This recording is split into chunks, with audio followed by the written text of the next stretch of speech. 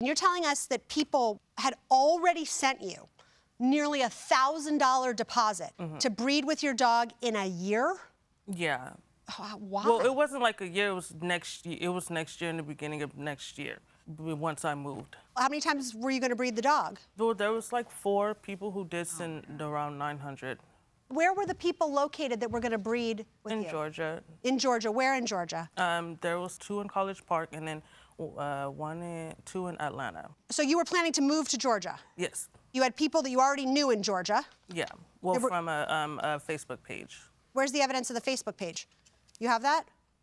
And what are the requirements to breed animals in Georgia? I didn't really look those up yet. I hadn't looked those up yet.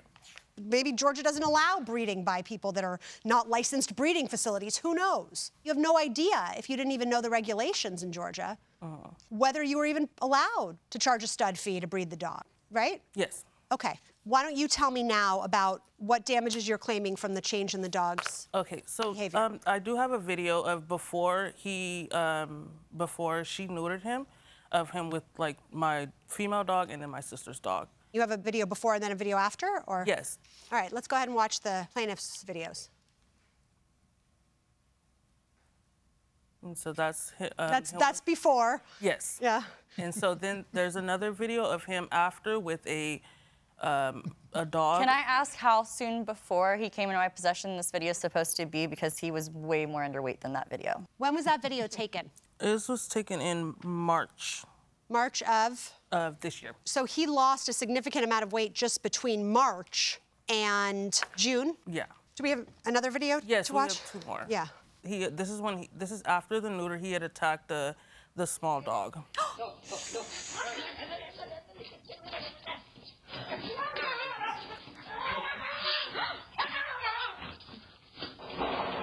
And then that one is when he attacked the cat, or killed the cat.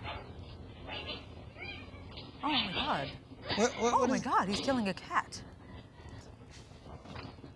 These are the after videos of the dog. Where is the dog in these videos? Okay, so I had rehomed him with a family who had a 2-year-old, and they sent me those 2 videos, I believe like 2 days after they had him. If he had become aggressive and unmanageable for you. Oh, I didn't know he was like that. Then why did you rehome him initially? Oh, because my living situation, it started like spiraling. Okay, but if your living situation changed, you would have had to rehome him regardless of whether he was neutered. Oh, well, I was moving, but then it changed like towards around that time. Right, but if it changed, you wouldn't have been able to keep him anyway. If you couldn't keep him, you couldn't keep him, neutered or not. All right, I'm going to go ahead and open this up to my colleague. Now, you had no breeding license. No, not yet. So you wouldn't have been able to breed the dog anyway? Yeah. He was also at the shelter twice since I had him. They would have neutered him there. They do not release to owners. Is it true that the dog ended up So in the the first time he was at the shelter, he had jumped out of my car and ran off. And then the second time was actually like he was not in my care. He was in someone else's care. One other question: what lesson, if any, have you learned from this situation? To make sure it's all in the notes. You know, I'm not going to stop helping animals. It's a sad situation. I do believe in spay and neuter because of situations that I personally have seen. Like, I just seen 2 puppies that are 3 months old. They had prolapse anuses, the worst we've ever seen. We paid $2,000 for their surgeries and they died. This just happened. So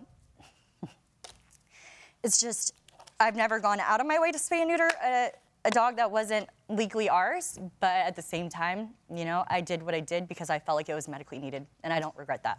I don't have any more questions. Anybody else? Okay, thank you very much. You're both excused. This courtroom is now in recess. So we'll have you wait outside. My impression of this is, even if the defendant prematurely neutered the dog, plaintiff can't prevail because she can't prove damages under any theory. To not having a license, number 1, having to move, number 2. She rehomed the dog because she couldn't keep it any longer. Right. Neutered or not neutered. And $1,000 for the prospective And frankly, breeding. I believe the defendant. I don't think she's a compulsive neuterer, if you will. I frankly think she might be. I don't believe it was out of any malice.